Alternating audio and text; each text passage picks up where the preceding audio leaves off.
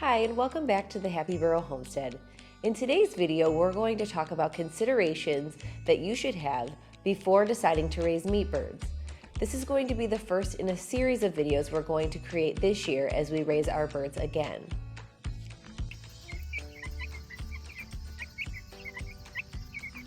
We're going to first discuss some of the benefits of raising meat birds yourself, some of the breeds that are popular, some of the other considerations in terms of space and housing for them, and an overall view of the process from start to finish to help you get an idea of what that looks like, and hopefully it will help you make the decision on whether or not raising meat birds might be right for you and your family.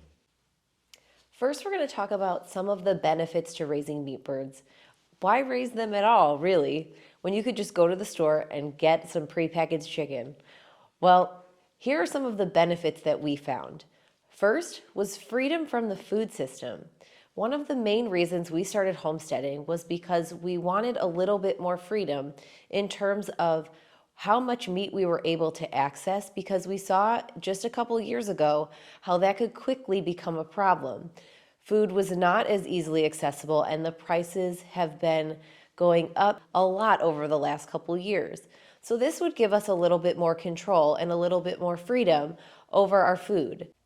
The next thing that was incredibly important was nutrition. We started to really think about what was going into our food, and that really brought on a lot of questions, especially about meat. And in raising your own meat birds, you are able to control their diet. Now, I'm sure you've heard the old saying, you are what you eat, and that is incredibly true. And what we found in raising meat birds is that we're able to have a lot of control over what they eat, because I never knew this, but in some of the commercial factory settings, it's really heartbreaking to hear how the birds not only are treated, but what they're fed to help keep them alive. In some of the bigger commercial operations, the chickens don't have much room, so there's fecal matter everywhere contaminating their water and their food and everywhere that they walk, and that can cause a lot of disease. So to combat a lot of the disease, they're given antibiotics. They're also given different kinds of hormones to grow larger, and that's something that really bothered us because we did not want to be consuming animals that were fed that way, and it also bothered us on a moral level. So now with raising meat birds, you're able to control what they eat. They're not given any antibiotics or any hormones. Their diet is much more natural, and you can choose whether you want to feed them organic feed or whatever kind of feed you want. But in raising meat birds, they're also given access to grass and fresh air, and they have space, and they get protein from the bugs that they're able to eat, and it's just all a better life for them, which we're going to get into in a minute. But in terms of raising your birds, you know that you're getting a better product that then goes into your own body. And that was very important to us. So the next thing that was very important was stewardship. Now, in a lot of these bigger operations, there are a lot of chickens in one space, and it can cause a high concentration of manure. That manure and fecal matter can contaminate waterways, it can contaminate groundwater runoffs, and it can also add ammonia into the vapors in the air. And that's really unhealthy, not just for us, but for the chickens as well. So it's really not a nice life for them. So in the method that we used the chicken tractor, and the chicken tractor is basically a mobile coop that the chickens have access to fresh grass every single day. This natural system allows these birds to have access to sunlight and fresh air and fresh bugs and fresh grass, all the freshness. But anyway, so this system, I love it so much because it is so natural, and it gives them such a nice life in comparison to these big factory operations. It allows them to work the land because chickens naturally will scratch at the dirt to get to bugs, to get to roots, to get to things to eat. So they will naturally till your land, and they're going to poop, so they're going to naturally fertilize it. And because they're moved every day, it's spread around, and it can actually benefit your lawn. And I think that this method is so ingenious because it's so natural. This method will also avoid bad smell because the birds are moved so often. So it won't be a bother to you. It's not going to be a bother to your neighbors. It's going to be something that really can work for you, and it's taking care of the animals as well. Another benefit to this is that if you have other animals, any bigger livestock, cows, for example, if you run your chickens behind your cows, they will actually work as fly control because they will eat the fly larva and they will scratch at the manure and spread it for you. So it's just a wonderful natural system that can really work for so many benefits. And finally, it's also so much more humane for the birds in the end. Because again, in some of these factory setups, they use machines to kill the birds. And in order to do that, the birds need to be very still, so they will actually shock them so that they can't move. Our method is so much more humane, and it's very quick and painless to the animal, and we are with them all along the way, which leads to our next benefit. The overall experience. It is such an amazing experience to be able to get these animals at just a day old, because when you order them, typically you can get them at 1 day old, and you raise them for their entire life. It has impacted our family because our children were able to be involved not only in building the housing, but in feeding them and watering them and moving them every single day. Our children were involved in the whole process, and it became quite a family affair. So not only do we get to be involved in these chickens' whole lives, but we're also there for them in the end at the moment of their death. You can see that their sacrifice does have an impact, and it makes you appreciate this animal's life so much more. Before we ever considered raising birds ourselves or raising meat of any kind, we were a lot more wasteful. It wasn't really a big deal to throw away a chicken breast that maybe just went bad. Now it's totally different because we take part in the chickens' lives and we take part in their death. So it's made an impact on us too in terms of waste. We don't waste any of the bird. We use as much as we can, and what we cannot use, we're able to compost. But we save everything from the feet, the hearts, the livers. We make broth out of the carcasses. We are able to use the entire bird. And if we can't use it, our animals sure can. So it's been just an amazing process from start to finish, and I think it's really changed our family because of the impact it's had. And it's been a great learning experience, not just for our kids, but for us too. Now I know that homesteading is not for everyone. It's just a different lifestyle, but I do think that homesteading in some small way can be for everyone and is so beneficial in so many ways, because you can homestead no matter where you are. Even if you're in a little apartment and you have a balcony or a window, you can grow some of your own food. You can grow something beautiful. And I think that there's a part of that that is so life-changing for anyone, no matter where you are. There are two breeds of chickens that are typically the most popular for meat birds. The first one is the Cornish cross and the other is the red broiler. Now there are other types of breeds that people use for meat birds, but those are the two we're going to focus on today. Now what you need to know about these two is their differences, and there are pros and cons to each, so I'm just going to give you just a list of some of those that might help you decide if one might be right for you to raise. And then I'll tell you what we did and why we chose it. All right, first we're going to talk about the Cornish cross. The Cornish cross takes 8 weeks to raise from the day they hatch until you can process them. They're a larger breasted bird and they're bred to be meat birds. They're a hybrid of birds actually. And because they're processed so early on, the meat is a lot more tender and has a better flavor. They also are probably the most widely available, so they're the easiest to get because they tend to be a favorite. Joel Salatin calls them the race car chicken because when everything is good and they are healthy, they are just awesome. But unfortunately, because of their genetics, they're prone to heart problems and leg issues, among other health problems, especially if you let them live longer than 8 weeks. Now, the red broiler takes about 12 weeks to raise. They are not quite as big. The reason they need to go to 12 weeks is to get them up to about a 4-pound bird on average. So you'll get between the 8 weeks with the Cornish cross and 12 weeks with the red broiler, you should get roughly the same size bird. But the breast is smaller on the red broiler typically, and the meat is a little bit tougher because after about 9 weeks, they start to toughen up. However, there are some health benefits to having an older bird. The amino acids are more complex, thus giving you a more nutritious animal. Because the red broilers take about 12 weeks before you can process them, their feed is going to end up being more expensive. And in terms of health, they tend to be a lot more hardy, so you will have probably a lot less issues raising them. So that's kind of the difference between the two. We chose to do the Cornish cross last year because we were getting them late in the season, so we would not have time to do a 12-week before we could process. So we chose to do the Cornish cross last year, and it turned out really well, and they taste delicious. It was a great experience. I actually would do them again, but we will try the broilers because we do want to be able to compare the two. And if we start earlier in the season, we're able to do that. Once you've decided which breed you want to raise, you'll want to decide where you want to get them from.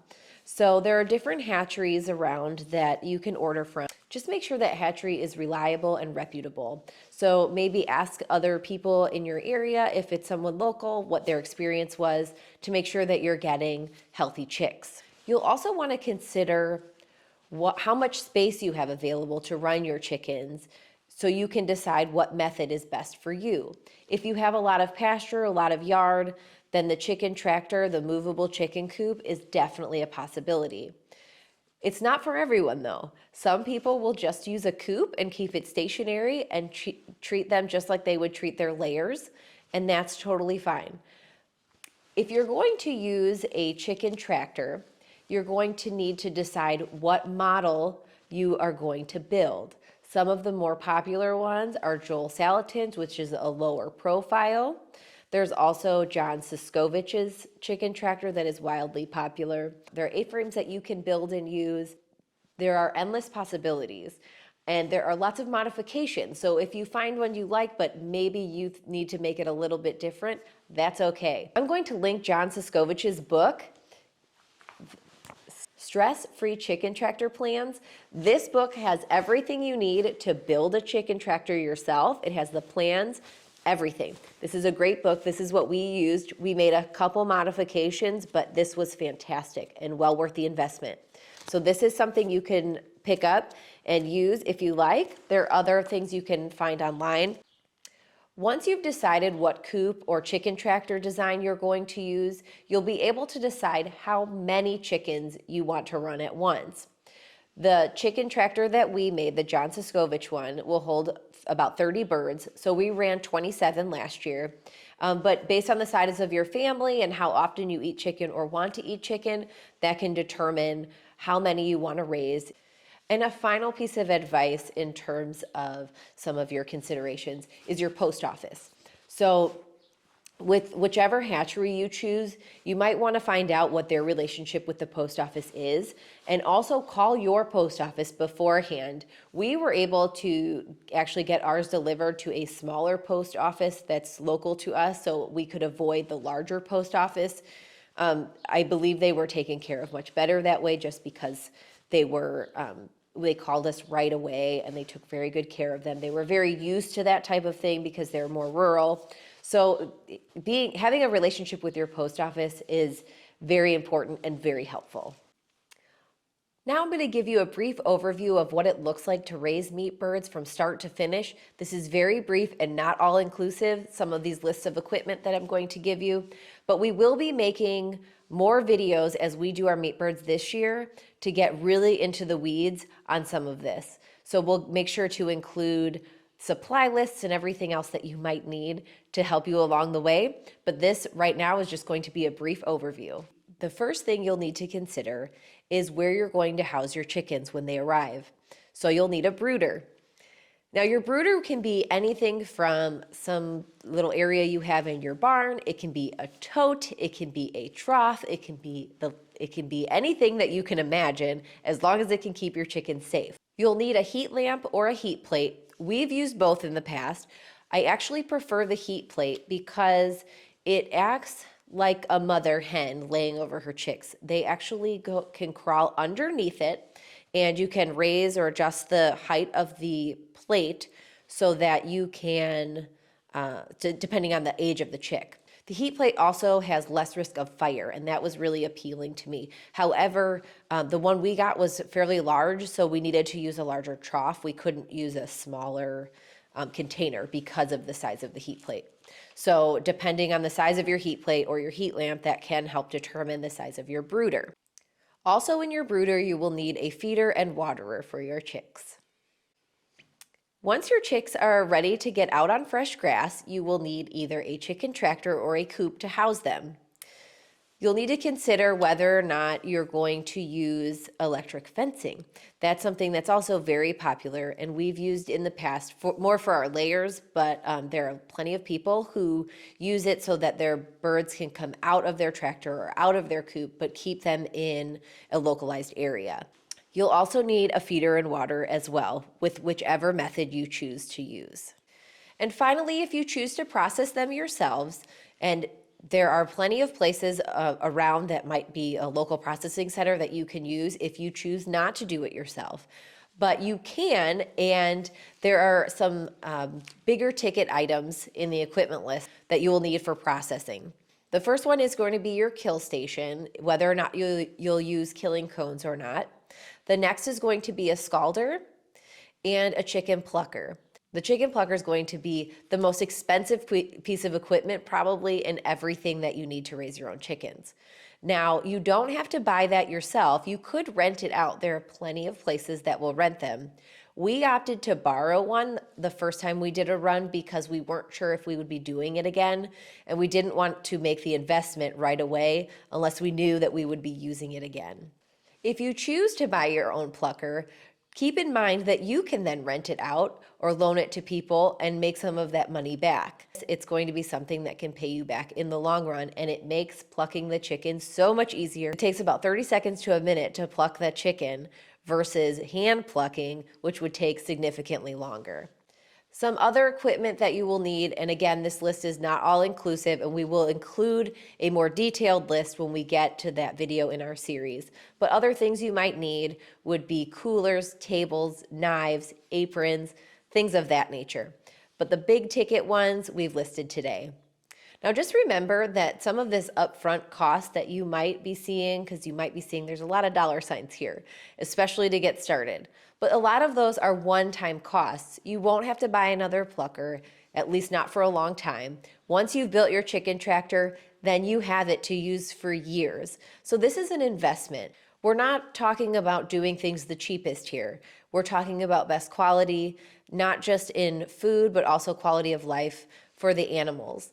And the last thing you'll need to consider is your storage after you've processed, so your freezer space. So if you need to get another freezer, these are all things that you want to consider before you start this process, so you know where you're going to get these things, so that way when the time comes, you're prepared.